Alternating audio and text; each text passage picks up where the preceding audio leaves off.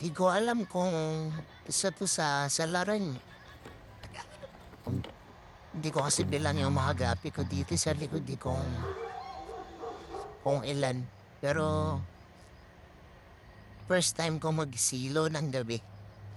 Ganito kalaki yung tumambad sa akin. Napakalaking palaka. Minang sobrang laki niyan. Di ko alam kung kinakain niya ba yung mga isda ko, ano. Di ko naman siya nakita sa tubig, nasa gilid lang siya ng tub. Tinaboy ko lang naman siya pero hindi ko naman siya pinatay. Di ko siya pinaalis kasi ang palaka. Kumakain naman yan ng mga insekto, mga lamok, ganyan, tipaklong. Ang alam kong kalaban talaga ng mga gapi ko is yung larvae. May mga tipaklong talaga pag nangitlog sa puwan.